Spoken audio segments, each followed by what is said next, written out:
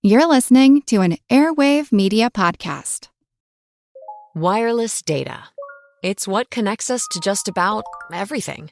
And full power licensed spectrum is how it gets from point A to point B. Americans will use 5 times more 5G data by 2027. To make sure all Americans benefit from secure, reliable 5G networks, we need more full power licensed spectrum. Go to more5gspectrum.com to learn more. Hey, Queens, hey! So, as you know, we are on our summer vacation, so we are rerunning some episodes from the Patreon vault. So this episode came at a time right after America's very first female vice president was elected. So we were on a bit of a political kick. I hope y'all enjoy this because she's a fascinating fucking lady. Oh, don't let me fucking forget. If you're new here, we curse a lot. So if that's not your thing, keep it moving. All right, cheers, bitches.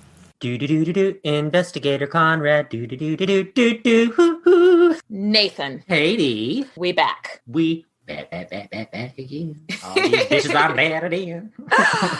If you caught our last All Levels Patreon episode, we talked about Ann Richards. We are just, we've had a big election that resulted in the first female vice president. And as well as the most females voted into Republican Congress ever. So yes. Yes. So Nathan and I both researched female politicians from history that, were like first. I'm going to talk about Shirley Chisholm, who was the first Black woman elected to Congress, and then the first Black woman to seek a major party's nomination for the presidency. So yeah, let's talk about her. Her life motto, like her slogans, anytime she ran for political office, the title of her book is Unbought and Unbossed. That is so Daenerys Targaryen of her. It is. Unbought and unbossed. Yes. Fire. Yes. Shirley was born November 30th, 1924, making her Sagittarius. She is incredibly straightforward. She's very determined. So this tracks with that sign. Her name at birth was Shirley Anita St. Hill, and she was born in Brooklyn. Both of her parents are immigrants. Her dad is from Guyana and her mom is from Barbados. Okay. While she was coming up, while she was growing up, both of her parents worked. They had to fucking put food on the table. And Shirley's mom was like, I don't think my kids are getting enough attention from me. They aren't getting the kind of upbringing I want them to have at this point in our lives. So she sent Shirley and Shirley's 3 younger sisters to Barbados to be raised by their maternal grandmother for a few years. Yeah. So cool. Shirley started attending school in Christchurch, Barbados. From what I can gather, it was like a very rural upbringing. Mm-hmm. It was like farming land, and it was pretty much, like Little House on the Prairie, when they're in school, it's just one big room for all That's the what I was about to say. It reminds me of that, where it's just one room and it has the bell above it and they ring the bell every morning. Yes, exactly. You're picturing it exactly correct. Yes. I watched a video of her talking about her education in Barbados, and she's like, I can't say for sure if it's my schooling in Barbados that made this happen, but of the 4 daughters, 3 of us got scholarships to college. Oh, wow. Yeah. She thinks very, very highly of the education system in Barbados, or at least the one she got. She credits her grandmother with a lot of that. Her grandmother is really strict, really Christian, and really education-based. But also her grandmother was like, don't ever let anybody tell you you were lesser than. Your opinion is just as important as anybody else's. It doesn't matter that you're a woman. It doesn't matter that you're a minority. You are somebody, and don't you ever fucking forget it. And she never did. If Granny had a t-shirt, it would say, don't start no shit. There won't be no shit. Don't take no shit. Granny. Yes. So Shirley was in Barbados from ages 3 to 9. So that's your formative years, Oh yeah, for sure. That's like, before you go to school up until like 4th grade. That's a really important time for you. Yeah, that's a big part in developing your personality. It was just such a good role model for her to have. And that's such an important time to be telling children that you don't have to take shit, you know? And I think this did a huge, spoiler alert, you know, she goes on to be a hard-headed bitch, and it's a good thing. And she can accredit it to her time in Barbados. She spoke with an accent, like a little bit of an accent for the rest of her life. That's cool. Yeah. So they head back to New York in 1934. And for the rest of her life, she considers herself a Barbadian American. I'm not sure. Barbadian American? Barbadian. She considers herself multicultural. Okay, so she's back in America where she lived for the rest of her life. And she attends this high school called Girls High School, which is very self-explanatory. But it was a public school, but you had to like get accepted into it. Okay, so it's like a almost like a charter school, but like a gifted and talented school. Yeah, it's like a gifted and talented school that was still like funded with public money, but you had to get accepted into it. What's interesting, 1930s, 1940s in America, there was this big deal about segregation in the schools. Mm-hmm. This was a desegregated school.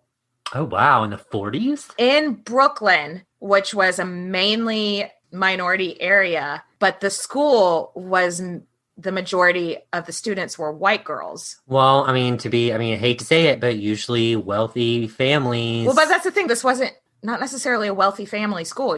It wasn't a private school. It was a public school. It was just such a good school. It was in a minority area, but it was such a good school that white people were still hoping to get their kids into it. I was just like in such like so many people having such a horrible time with integration and everything. How lucky that she lived in Brooklyn and her parents valued education. And in the 40s. In the 40s. Yeah. It's just, that blew my mind. The school is still there. It's now they've built on another part of it. So it's integrate like boys and girls. Okay. But it's still a very famous historical school. One for being so progressive. And secondly, because something about the architecture is a big deal. I don't fucking know. I didn't look into that one so much. Anyway, so she graduates in 1942 and is offered a full scholarship to Brooklyn College, which is like a local university. While in school, she helps to found that school's chapter of the Harriet Tubman Society. What? Yep. Which it's a student body group that works towards getting more African American studies into schools and getting more women in the student body. Work that diversity, bitch. Right? Both seem like the norm now, but in the 40s, that was a bit whoa. That's crazy back in the 40s. Exactly. She was on the debate team. Just like Anne with a plan. Just like Anne with a plan. She was a mouthy bitch who didn't back down from an argument, which we love here. Nerd. Yeah, she was a nerd. She was an epic nerd.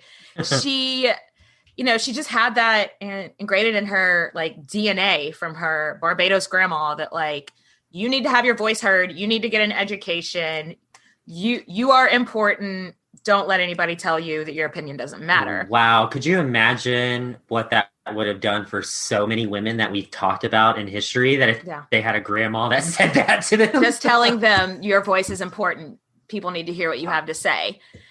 So she graduates with a honors and she gets a BA, just like with Ann Richards. I don't know what she got her bachelor's in. They were like, hey, you read some books and you're a woman. Very frustrating. But so she got her bachelor's and she had some professors telling her she should consider a political career. Wow. And she goes, 1, I'm a woman. 2, I'm Black. And she literally said, don't you know that's a double handicap? And so she just kind of like threw it out of her mind. She's like, I'm not trying to like fight for a seat at the table my whole life. I'm going to go just make my own life about it. So she decides to start a career in childhood development and education, which for the late 40s, early 50s was one of the only programs that were acceptable for women. There was like that and like maybe being like nursing, stuff like that it just wasn't, you were a teacher or you were a nurse. No, that's very 50s. I mean, Anne did the same thing. She was going to be a teacher. Yeah, exactly. So, but I really do think that Shirley has a deep, deep passion for education because of how, it's gotten her so far, Yeah, it basically, she would not be where she is right now or where she was right then if she did not have that education. Exactly. It's not like she came from a rich family or had connections or anything. Mm-hmm. She had to pull herself up. So I also don't want to dismiss it like she was leaning into a traditional role. Because like I said, it was her passion, I do believe. So now she's done with school and she's like, I guess I should consider dating. She's like never been on a date. She's graduated college. It's just never been a focus of her. I guess we should mention she never has kids because it doesn't really come up again. So I guess since she wasn't like hell-bent on like being a mother wasn't something that was like a priority to her, she just never thought of dating until 1947 or 1948. She meets this guy named Conrad Chisholm, and he is a Jamaican immigrant, and he had just come to America about 1946. And he was a private investigator. Investigator Conrad. Yes, exactly. So she and investigator Conrad get married in 1949. There's not a whole lot to know about Conrad, like, which is almost kind of cool because it's all like when you read a lot of women in history's like Wikipedia page, for example, it's like so much of their lives is often tied to that of their husbands and like what their husband did and how it affected their life. So I've kind of loved that her husband like was only mentioned like twice on her Wikipedia page. That's exactly how it was with my research. Was just like there was nothing on her husband. I was like, you know what? She didn't need it. Yeah, she didn't need it. He seemed to be really, really supportive. And it kind of reminded me, because like right now we're also talking about Victoria Woodhull a lot. It kind of reminded me of Colonel Blood, how he just sort of sat back and let her do her thing. It's very refreshing to see a man that supports a woman that has ambition. Yeah, he's like, I'm going to let you shine bright like a diamond. You do you, honey. So yeah, it's very refreshing. So Shirley is rocking it. She is running 2 pre-K facilities. It seems that like early childhood development is like her real jam. And she decides that she wants to go on and get a higher education herself. So she gets accepted into Columbia University. And she gets her master's in education in 1952. Whoa. So I went down a little bit of a rabbit hole like about this because I was like, I can't believe Columbia was co-ed in the 50s, because it wasn't.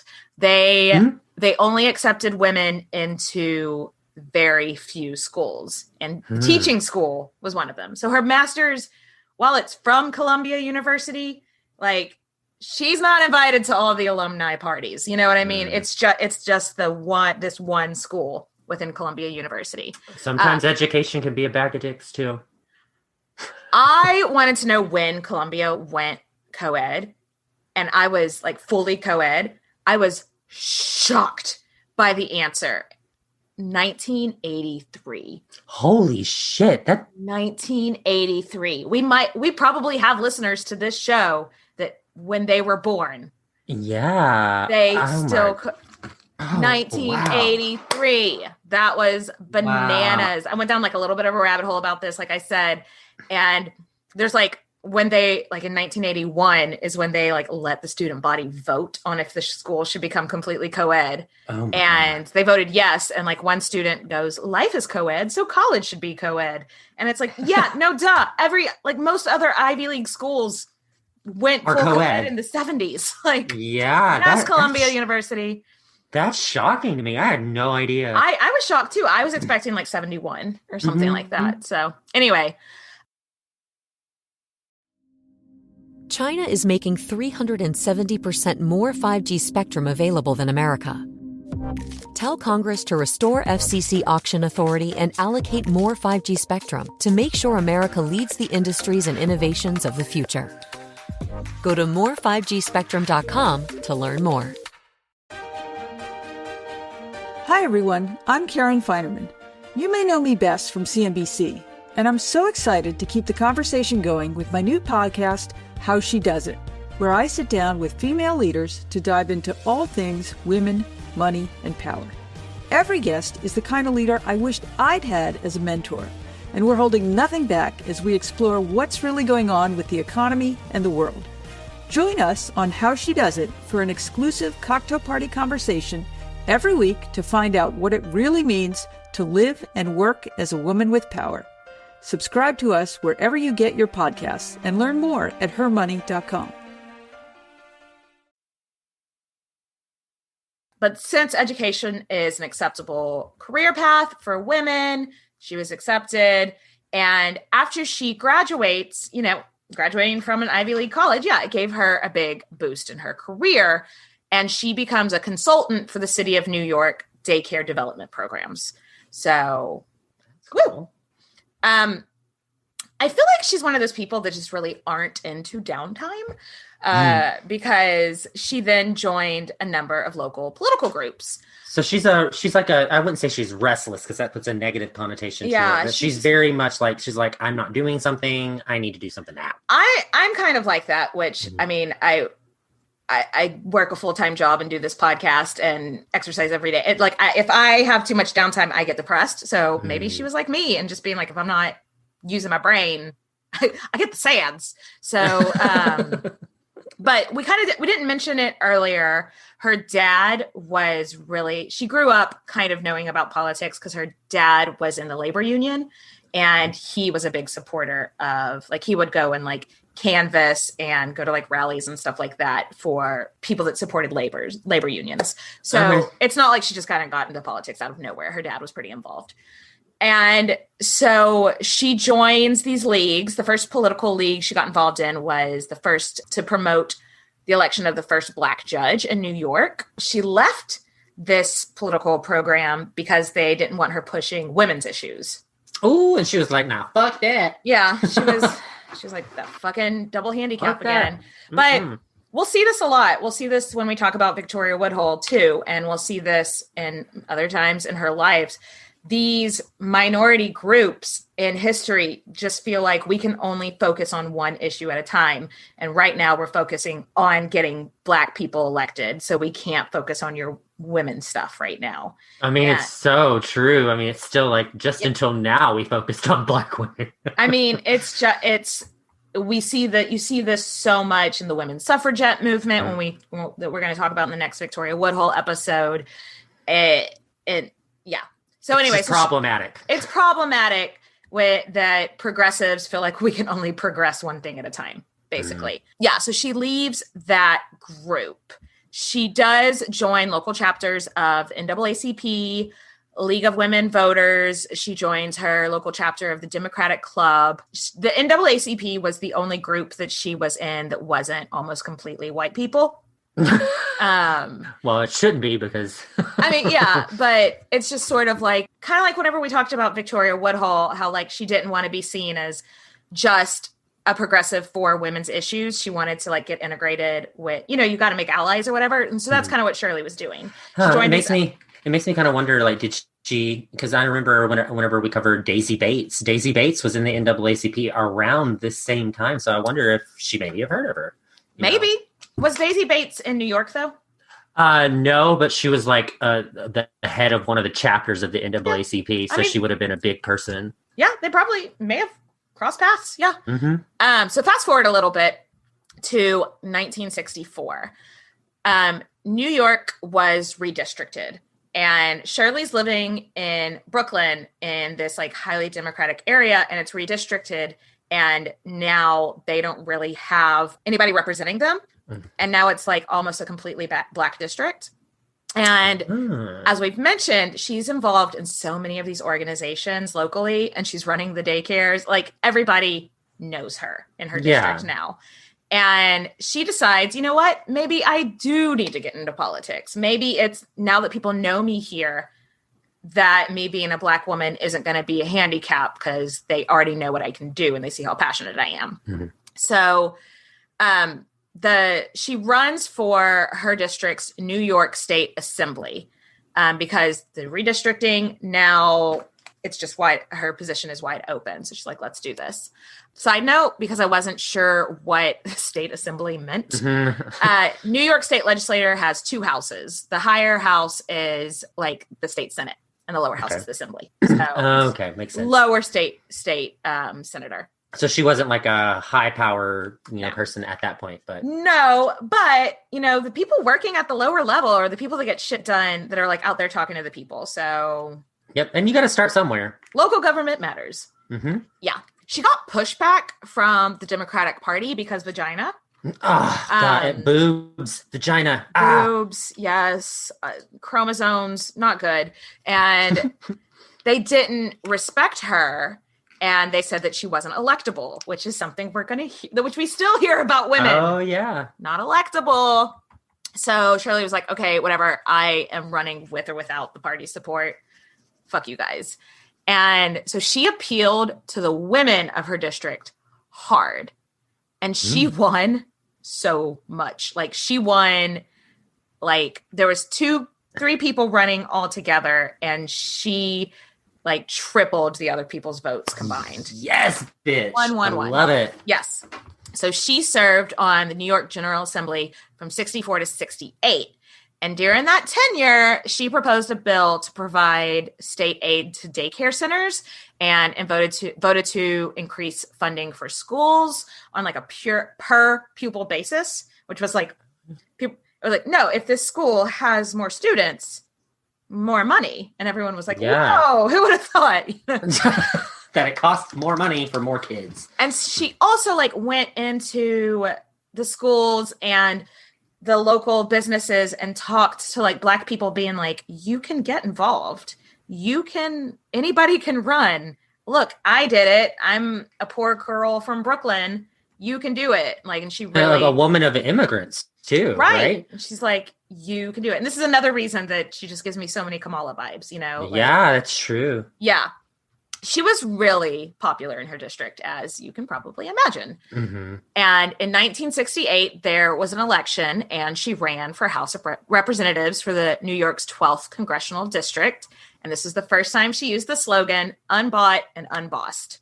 Like, boss-ass bitch. Unbought, because she was just some chick from Brooklyn. Like, she didn't have a big political backing. She didn't have like a whole lot of political sponsors. She was a grassroots movement. Like, she didn't have big oil money or anything like that. So amazing. Back in the 60s too. Yeah. Holy and shit. Unbossed, because no one was going to tell her what to fucking do. Gotta love a woman like that. Yes.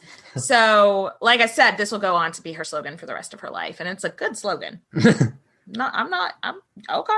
So... She wasn't uncontested. There were a couple of other men that wanted to run for the Democratic option, but TLDR, she got the nomination. But then her real like opponent there was this guy that was running for the Liberal Party. It was like a third party. I guess There wasn't really anybody running in the Republican Party. But this guy's name was James Farmer, and it was real competition for her. So let's talk about James Farmer's background. Okay. He's also African-American. Okay. He marched with Martin Luther King. That's cool. Civil rights protest. He was, when you're running for a Black district and you're like, yeah, MLK, my buddy MLK over here. That helps out a lot. Yeah. He was a really cool guy, and he did a lot of really great things. But he completely dismissed Shirley. Like, ooh, don't ever underestimate a strong, powerful woman. And Shirley took offense, because he was just sort of like, are you going to vote for this teacher, or are you going to vote for me? I know MLK, and so Shirley was like, he doesn't even go here, because he didn't live in Brooklyn. It reminds me of Mean Girls. Whatever. Well, that's exactly what I took it from. Yeah, so it should. She doesn't even go here. Well, he does. He lived in Manhattan. Oh, that's bullshit. Yeah, like maybe he had like a P.O. box in Brooklyn or something. But she's like, he doesn't even go here. He doesn't know what you guys need. And so she starts this like hardcore grassroots campaign. She hits the streets. She's talking to the people. We find out from her time in public education, she has learned to be fluent in Spanish. Yes, bitch. So she's going into the Spanish schools and the Latino businesses and stuff.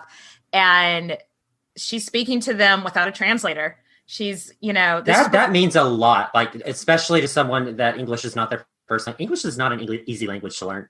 And so for someone to walk in and start talking to you in your native language, that makes you feel like they care about you. Well, from her time teaching at these schools where there were a lot of people with immigrants bringing their children in, she realized, oh, a lot of my students are English as second language. So she learned Spanish. Yes, learning Spanish, learning any different language as an adult is hard. Mm-hmm. And that meant a lot to the people in her district. She won. It was a huge upset that no one, no political, nobody on CNN or Fox News or anything would have been thinking she was going to win, but she. Well, I mean, won. she's Black. She's a woman, and like she said earlier, that's a double handicap, especially in the 60s. But I honestly, like when I was reading about her campaign, I was exhausted reading about how active she was, how much she was out there talking to the people, how she busted her ass. She didn't have any fucking money, but she was out there speaking Spanish, kissing babies, being unbought and unbossed, and it paid off. So, however, it didn't get any fucking media coverage, which really bummed her out because she's the first woman being elected to Congress, or the first Black woman. I'm sorry, the first Black woman. That's a big deal. The fact that they didn't cover it, they're just like, whatever. Yeah. Nixon won the U.S. presidency, and that's all people could talk about. And so when I was thinking about it, I was like, okay, well, I mean, I don't know who was elected the 12th district of New York into the House of Representatives. So that I could kind of see why it's a local, so it's not a big a deal. And they didn't have the news like we do now. And I feel like if that would have been in a time of social media, it would have gotten a lot of coverage, but she was super bummed that she didn't get more coverage. But whatever, she's like, that's fine. I'm going to go and rock it. Don't feel bad for Farmer. He was actually appointed by Nixon to the secretary. He was the assistant secretary of education. So he was doing just fine, though he didn't like the way Nixon was doing shit. So he dropped out before Nixon's scandal. So in the grand scheme of things, dropping out of the Nixon administration because you didn't like how things were run is a good idea. Good idea. Thumbs up. Thumbs up to that guy. guy. Anyway, back to Shirley. So if you think getting elected to Congress was the battle, no. It was just the beginning. Later in 2003, in an interview that we can link to in the show notes, she talked about the struggles, and they weren't from being Black. There were starting to be a lot of Black representatives. She says, I met far more discrimination being a woman than being Black when I moved into the political arena. Wow, that's a big statement. Yeah. So like I said, I watched this video where she talks about her first few months were just fucking miserable. Oh, I bet so. It was probably like me in that leadership conference with all the fucking bros. And it's just like, hey, bro. And you're like, shut up. Yeah. She literally talks about a story in this video of a can't sit here, seats taken. She couldn't find anywhere to sit at lunch. Oh my God. How fucking petty. Because she was a woman. And so then she goes on to tell this one story of this congressman who was a real dick to her. And she didn't name the congressman. And I didn't have enough energy. I bet if I did some internet sleuthing, I could figure it out. So internet sleuths, let us know if you know who it is. But she never says who this guy was because she's a class act. But so this one congressman, every time she would enter the floor of the Senate, the way that she would come in from her office, she had to completely walk across the stage. And he would cough, not just clearing his throat, cough every time she would enter the room until she sat down. Oh, and so what the fuck is, okay, wait, what? That's not that's not even a joke. Yeah. Yeah, that's not funny. I don't. Listen. So one day she said she turned to this dude that I guess was chill with her named Brock Adams and was like, does this guy have TB? What should he be coming to work if he's that sick? And he's like, no, you haven't noticed. He coughs and coughs and coughs. And as soon as you sit down, he takes out his handkerchief and spits in it. So it's his way of showing everybody that he's spitting in your face. Oh, what a prick. So she goes to, I don't know, JCPenney or some shit and buys a man's handkerchief. And so the next day she's entering the Senate floor. And of course he starts coughing and coughing and coughing. And so she starts power walking up to him. And then when he goes to take out his handkerchief, she takes hers out and puts it in his face and goes, beat you to it today. Ooh, I love her sassafras. Everybody, like the whole floor starts dying laughing, and his face just turns like beet red. He's just like, good. Misogyny, burn in hell. Yeah. So he never did that again. And I just loved that story of, again, it shows she's not, some people would have been like, I am a junior senator. I need to make friends with these people. I need to pretend like I don't notice it. They go low, I go high. She was like, she's unbossed, bitch. She is unbossed. She is unbossed. So the frustrations didn't start there. She felt like nobody was taking her seriously. And the first committee that she was put on was the agricultural committee. And she was like, I live in Brooklyn. We don't have There's no agriculture. Yeah. And she goes, maybe they read the book A Tree Grows in Brooklyn. And they're like, well, there's a bunch of stuff. There's a bunch of trees. And she was like, no. There's absolutely nothing. And she complained, and they were basically like, you shouldn't even be here. So how about you just do your work and not complain? And she was like, okay. So she's like, agriculture, what can I do there that's gonna work for my district? Okay, agriculture is food. There are a lot of poor single mothers in my district that can't buy food. So she reaches across the aisle and works with a Republican named Bob Dole. And they start working together, and they develop this program that we now know as WIC, which is Women, Infant, and Children. It's like a part of the food stamps program. Like whenever you go into grocery stores, certain items are labeled WIC items, and those items are free to women who have children. That's so cool. I didn't know she started that. I mean, she wasn't like the founding member, but she was one of the like 5. Her and Bob Dole are like the big ones. And so, so she took a crappy assignment and made something good out of it. But she was still like, hello, I have a master's in education. Why am I not on one of these educational committees? Like, and they were like, because we do real work with that. Sit back down, lady. And she was just like, God, I would not be able to stomach all that misogyny. I know. God. It was just like, they kept putting her in these committees that they felt like she wasn't going to be able to do anything in, so that she would prove herself to be ineffectual. Do you know what I mean? To make her look bad for her district, because all these items that she's assigned to have nothing to do with her district. Right? But she made it work for her. It's awesome. So during her tenure, she got labeled Fighting Shirley.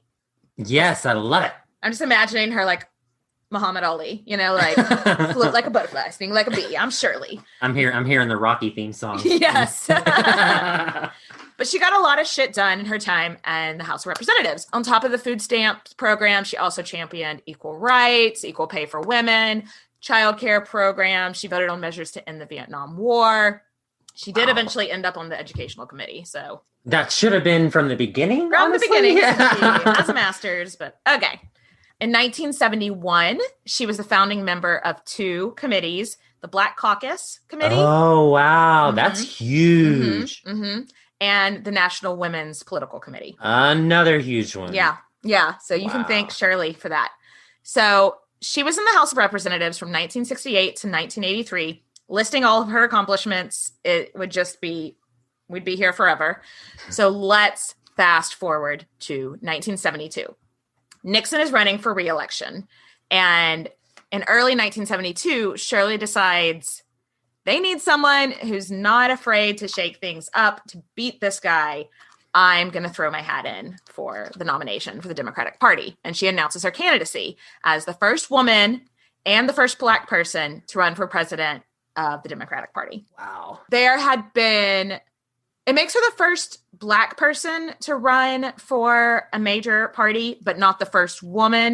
In 1964, a woman had run on the Republican ticket. Okay. Yeah, she didn't get the candidacy either, but yeah.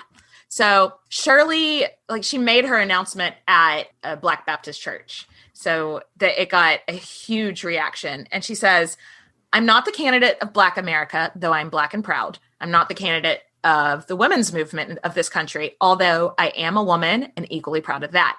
I am the candidate of the people, and my presence before you symbolizes a new era. I love that. Oh my gosh, that's so cool. She literally trailblazer motherfucker. I know. Sadly, her campaign wasn't taken very seriously, which if you've been paying attention to any of this story, it probably shouldn't be surprising. Yeah. But she did get a lot of media attention. So, and she did have a lot of people that were like fiercely into her. Like, it kind of makes me think of like his was taken a little bit more seriously, but how many people were really into Bernie. Yeah, you had diehard supporters. Right. She did have some diehard supporters, so at least she's getting media coverage this time. There was this one, well, she got lots of death threats, which really don't surprise me. That's one thing that I just never will understand. Like, you can disagree with somebody and not wish them dead. Yeah. Because some people are mentally unstable, I guess. Yeah. I don't know.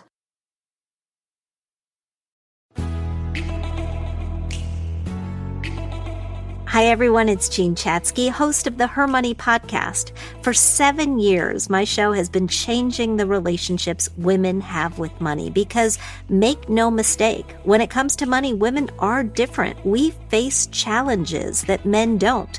Longer lifespans, caregiving, a gender pay gap that just won't quit. Oh, and the fact that the financial industry was built by men for men. We need information specifically for us, presented without jargon in a judgment-free zone. And that's what the Her Money podcast is all about. Every week, we talk about earning more, spending smart, investing to build the life you want, and protecting yourself from disaster. Subscribe to Her Money with Jean Chatzky wherever you get your podcasts, because when you own your money, you own your life. Her husband got assigned to like the head of her security entail, so they got to spend more time together. That's one way to do it. She made big waves, and I don't understand why this was a story, but it was a big fucking story, so I included it. This guy named George Wallace, who is also running for the Democrat nomination, got shot by some political nut. He was in the hospital. Back in the day, George Wallace had been super against integration. Like, he really liked segregation. I didn't get a chance to go down the George Wallace rabbit hole. I don't think I'm missing probably much. Best that you didn't. Yeah. But he had said some really shitty shit about Shirley. But then when he got shot, Shirley came and visited him in the hospital the moment he could have visitors. Everybody was like, why are you here seeing your rival that said shit about you? And she was like, you guys aren't listening. I'm not here just to be president for people that like me. I'm here to be president for everybody. So of course I want him to get better soon. I want him to know I'm thinking about him. And it's called humility. It's called being a human being. It's called being friendly. Right? Integrity. So ultimately she didn't get the nomination. But it was just, it set a precedent. It gave Black girls, Black people, like, oh, look, someone else has tried. I can try. You know what I mean? That's a huge deal. I mean, just seeing representation. Like, we go on. It's so important. Have you seen the TV show Mrs. America? I have not. I think I've told you about it before. Mm-hmm. I think when I was watching it, one night I had too many glasses of wine and I called you and I was like, Nathan, this is America. The main characters in it are Phyllis Schlafly, who was that lady who was against the Equal Rights Amendment that got hit in the face with a pie, and Gloria Steinem. So those are the two main characters of the show. What's her name? Cate Blanchett plays Phyllis Schlafly. I just like seeing the pie get shut. Yeah. It is such a well-done show. It's a mini-series. I think there's only like 10 episodes. Also, what's her name? Paulson? Is it Sarah Paulson? Sarah Paulson. She's in it too. There's a lot of great people in it, so you should definitely watch it. Shirley is not one of the main characters. She's she's in almost every episode, but she's, not one of the main characters. Mm-hmm. Played by Uzo Aduba. Yeah. She. My dyslexia doesn't like when there are lowercase d's and b's in the same name. Yeah. Uzo Aduba, or something like that. She played Crazy Eyes. Okay. Well, I didn't watch Orange is the New Black, so I wasn't familiar with her, but I can say that she was a very compelling character in this show. Oh, she's a great actress. I think the show takes some liberties, but it depicts, again, these groups fighting for the Equal Rights for Women Act, but then it becomes inner fighting because the feminist group decides that Shirley's not electable. So she's already had the Black interest groups before telling her she wasn't because like she's her. A woman, and now she has the female groups telling her she's not electable because she's Black. Yeah. IRL, in real life, Gloria Steinem has said that that's not how things went down. I don't know. I don't know, but still, it's what a punch in the gut, you know? Yeah, I mean, again, it goes back to that double handicap that she kept saying that she had, and it's so true. Like, two women, like, if you're a Black woman, you have two strikes against you. Yeah. Like, and that's horrible. Yeah. In the show, she was, like, absolutely floored when Gloria Steinem didn't back her, and then backed the guy that then went on to get the nomination and lost against Nixon for his second term. But, yeah, I do go watch the show. It's really good. So she didn't get the nomination, so she returns to Congress. And she goes on to be fighting Shirley for another 10 years. So she didn't let it take the wind out of her. Which she kept pushing. She kept going. She may not have won the candidacy, but she got a lot of media attention. We can't say because she didn't win the candidacy, she's not a political success. She had a very successful career for I was about to say for a Black woman at the time, but for any Congress person. Yeah, she served, from the last time that we saw, she was serving like 15 years. Like she's going on like 20. Like she served a long ass time. She was a champion of political refugees. She wanted better pay for domestic workers. She fought for like a livable minimum wage, which is like something people are still fighting for. Mm-hmm. And as always, she was very involved in education reform. She and Conrad did divorce in 1977. Will we see this divorce on our friend's show, Trashy Divorces? No. It seems like this was like the friendliest divorce. Okay, so there's not a podcast called Friendly Divorces. There's not that would be such a boring podcast. Yeah, it would be. I don't like you anymore. Goodbye. Okay, bye. Sorry. There doesn't seem to have been any kind of scandal. And Conrad, for the rest of his life, people were like, oh, you were married to Shirley Chisholm. Like, what's she like? And he was just always like, what's the tea? And he was just always like, Shirley is a wonderful person. And that's like all he was like, she is so smart and so strong. So it seems like it ended on good terms. Yeah. There was no bad blood. Yeah, it just didn't work out. And she wasn't lonely long. She remarried that same year. A man named Arthur Hardwick, who he had also served on the New York Assembly at the same time as her. Oh, so that's probably how they met. So it's like they reconnected after her divorce. Let's hope there wasn't any overlap. If there was, it's not mentioned. But she retired during the Reagan administration because she fucking hated that guy. She never straight came out and said, I fucking hate that guy. But she fucking hated that guy. Well, I mean, if she was for like Reagan was about trickle down economics, like cut the taxes for the rich people and make the rich richer and we'll all get richer. It's like, no, they just are greedy. He was also at that point demonizing the welfare queen or the ones who lived in poverty. And those were her constituents. Yes. And so that is when she was like, all right, I'm tired. I've done all I can do. I've set y'all up for success, but I don't want to work with this guy. So she retired from Congress, but she didn't retire altogether. She joined the board of an all-women's college, and she started teaching classes and doing lecture tours. She would speak about the, women's rights, her struggles as a Black woman, and she would go on to endorse candidates and bills for the rest of her life. So she's basically like the Rolling Stones, except going on tour because she's awesome and Black. Yes. Yeah, that was a stretch, Nathan. So Shirley died at age 80 in 2005. The engraving on her vault that she's laid to rest in says, any guesses? Unbossed and unbought. Yep. In Daenerys Targaryen of politics. Yes. In 2015, she was posthumously, I can't say that word. Posthumously, you did. Posthumously, I said it right? Okay. In 2015, she was awarded the Presidential Medal of Honor by Barack Obama. Makes sense. And that is Shirley Chisholm, the first Black woman to run for president.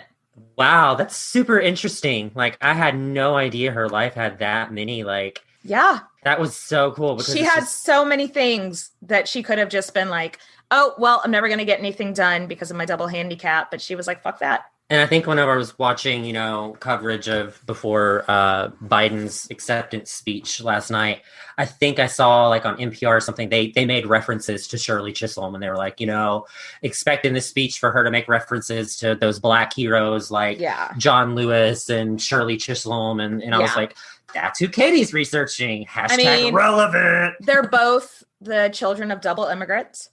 They're both, first. I hope you guys I hope this inspired you that don't let the bastards get you down. Yes, amen. Preach, hands up. All right. Well, thanks for listening, guys. Love you bunch. Bye, bitches.